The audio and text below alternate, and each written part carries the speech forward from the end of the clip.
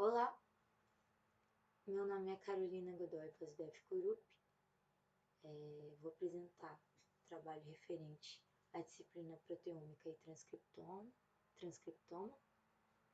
E o artigo que eu trouxe para a gente discutir um pouco, conversar um pouco sobre os temas da disciplina, foi esse artigo publicado em 2018, cujo título é, eu vou traduzindo aqui simultaneamente, Usando mapas epigenômicos 3D provenientes de células neuronais olfativas para compreender a regulação genética.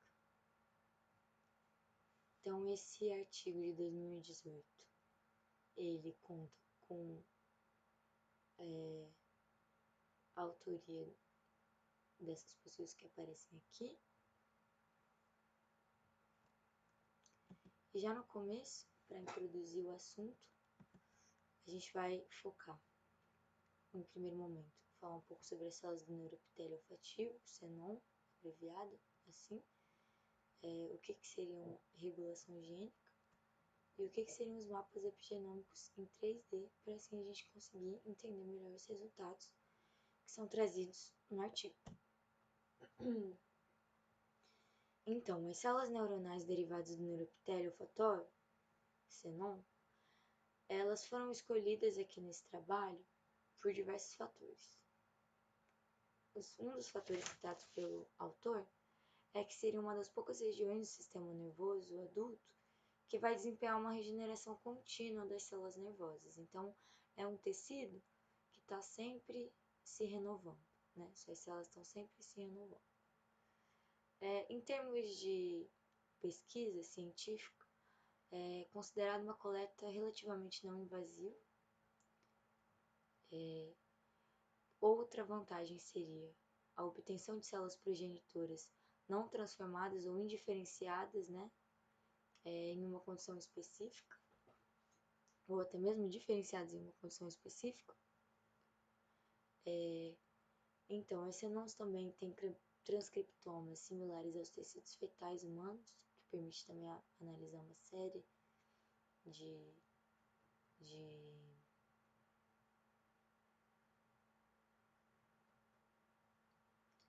As CENOMs têm transcriptomas similares aos tecidos fetais humanos, que permite analisar uma série de processos também.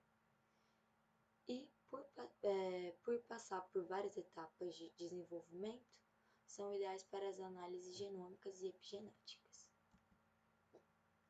Bem, agora que a gente já deu uma leve introduzida, né, às características principais da CENOM, vamos falar um pouquinho sobre regulação gênica.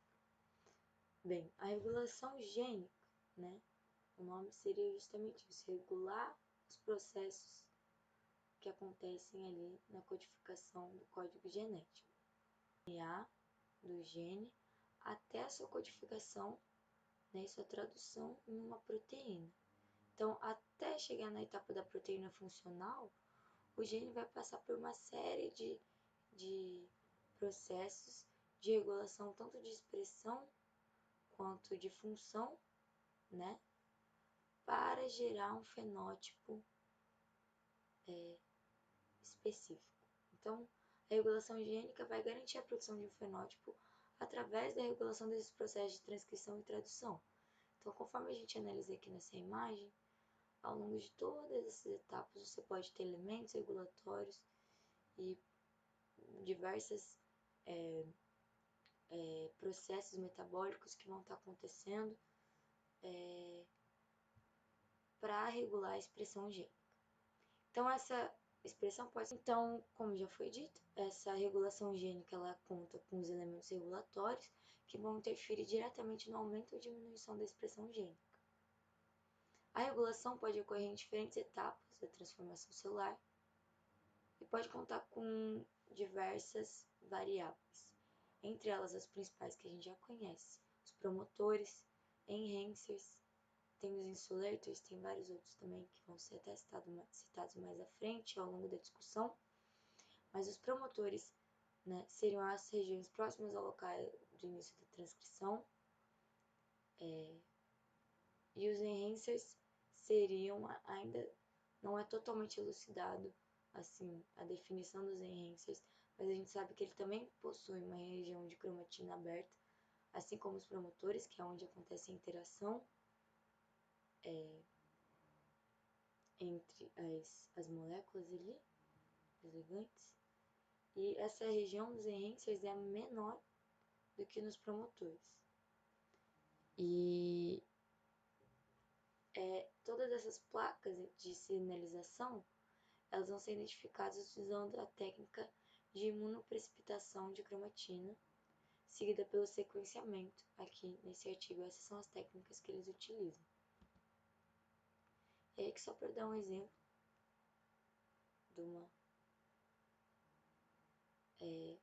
dessa etapa de regulação do gene, a presença do promotor, presença de proteínas reguladoras, fatores de transcrição, né, tanto no início da transcrição quanto no final. Então, o que seriam esses mapas epigenômicos em 3D? Então, o que seriam os mapas epigenômicos em si, em 3D? Bem, já que a gente já entendeu e retomou um pouco sobre regulação gênica, né, a gente entende que o genoma, ali onde estão armazenadas as informações do DNA, olhando, né, mais a fundo, a gente tem as regiões da cromatina, né? Essa região da cromatina é onde o DNA é enrolado em proteína, e essas proteínas seriam exemplificadas pelas histonas, conjunto de 8 histonas, formando um octâmero, né, envoltos pelo DNA, vão ser o que vão formar os nucleossomos. Esses nucleossomos, eles podem estar bem condensados, essa cromatina, ou pouco condensados. A heterocromatina seriam as cromatinas que estariam mais condensadas. Então, essas mudanças, elas não vão estar necessariamente interferindo na conformação da sequência genética, né? Então, ela vai estar relacionada na mudança hereditária na expressão gênica, que vai independer de mudança na sequência do DNA. Então, aqui essa imagem mostra melhor, que seria o cromossomo, né, a cromatina, e até você chegar nas histonas, né? E aí, aqui seriam as histonas afastadas, e aqui seriam os fatores epigenéticos que vão estar atuando ali, né? Entre esses fatores epigenéticos estariam principalmente modificações nessas regiões aqui das histonas. Então, como que eles montaram o mapa epigenômico, né, desse trabalho? Eles contaram com a presença de 63 indivíduos, né? Esses 63 indivíduos tiveram as suas células olfativas neuronais coletadas pela biópsia nasal, que seria esse procedimento relativamente invasivo, bem menos do que várias outras técnicas. A partir dali, eles pegaram as células, né, não diferenciadas e levemente diferenciadas e fizeram uma cultura dessas células, né, xenon. E a partir dali, o que acontece? Através daquela técnica que eu citei, né, que seria essa aqui, que seria para a gente analisar a estrutura em 3D, a gente tem o que? O CTCF seria um elemento de regulação, né, e esse RAI-C seria também, tá falando sobre um método que permite uma análise espacial, né, da cromatina, ou seja, em 3D mesmo. Então foram pegas essas informações, assim como as informações referentes a esses epigenomas aqui, que também vão estar ligados à regulação da expressão gênica, né? Esses aqui são ligados à regulação da expressão gênica. Um aumentando a expressão, esses aqui, se eu não me engano, e esses aqui diminuindo a expressão gênica. E com relação ao nucleossoma, que seria aquele conjunto lá das partes que vão formar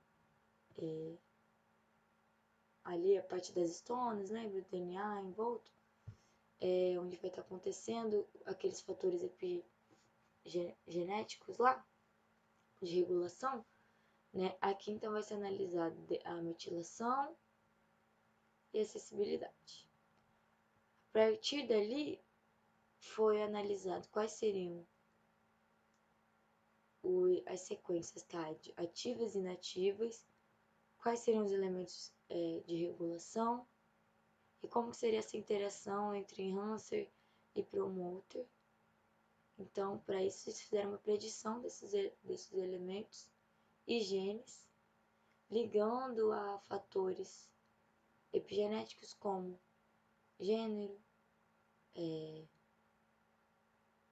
serem indivíduos fumantes e esquizofrenia.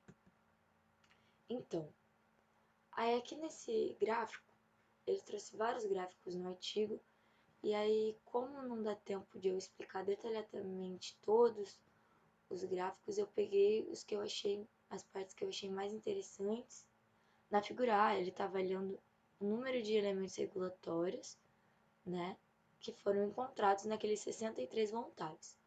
Então, dentro daquela análise, a gente viu que a maioria seriam elementos repressores, seguidos por heterocromatinas, enhancers, insulators e promoters. Na parte B, a gente consegue observar o número de interações, né, desses elementos de regulação, né, na cromatina, ou seja, lembrando que essa parte da cromatina é onde vai estar acontecendo as interações principais de regulação gênica. É uma parte interessante que vai relacionar esses genes regulatórios com as características epigenéticas. Então, a gente vê que houve sim diferença de gênero, genótipo, ser fumante ou não, esquizofrenia, foram ligados sim à presença maior ou menor de alguns elementos de regulação genética. Em fumantes, a gente também vê uma diferença. Em não fumantes, da presença de alguns genes, enquanto para quem fuma, você já não tem tanto. A mesma coisa na esquizofrenia. A gente consegue observar que pessoas com esquizofrenia apresentam esses elementos ali, ó, que nem o NCF4, bem mais expressos do que uma pessoa que não possui esquizofrenia. Então, essas análises de sequenciamento que possibilitaram a formação dos mapas epigenômicos, né? Então, a conclusão que os autores apresentaram seria que uma análise, né, desses mapas epigenômicos através das células neuronais olfativas seria uma fonte de pesquisa importante que pode inclusive ser expandida, né? E essa característica de usar essas células do sistema nervoso olfativo, elas permitem então um estudo individual dessa variação dos elementos regulatórios.